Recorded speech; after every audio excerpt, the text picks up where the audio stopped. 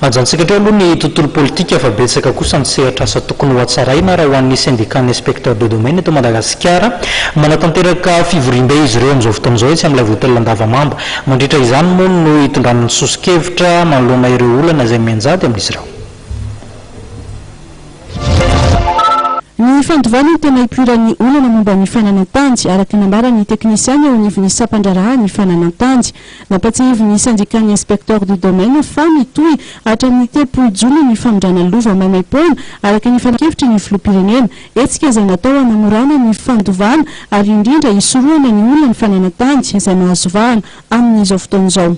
Misy le olana eo amin'ny resaka fananantany fa izy io tsy dia matetika raha ny fahitana azy avy amin'ny fanjakana ihany avy amin'ny usagers de service ihany koa. Zao tsika raha tsy resaka fa tsy ny fandovana dia misy amin'ireo mpandova no tsy maika hamindra an'ilay tany ao aminy dia mitsiry ny sainy sasany mpandova sasany dia manangatena ao mpandova sambirery izy dia ny afaran'izay moa zany dia tsy ho tapaka ao amina itsony le izy fa lasa makaly amin'ny fitsarana.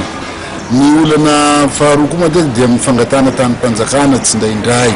Misy ny sasany le olona hafa no mipetraka eo dia ny olona izay tsy mipetraka eo akora no mangataka an'izany tany mpanjakana izany.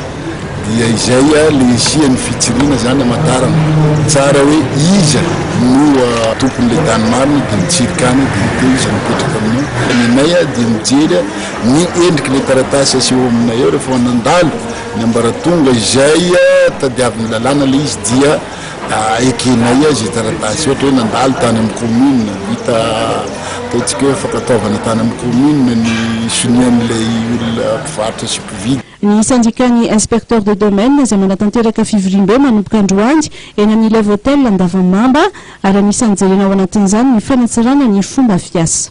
Fandinina le ino moa zany organigramme dia sy ny fomba fiasa ao anatin'izany direction générale ny service foncier sy ny direction domaine zany no anisan'ny zavatra hodinina amin'izao maraina izao.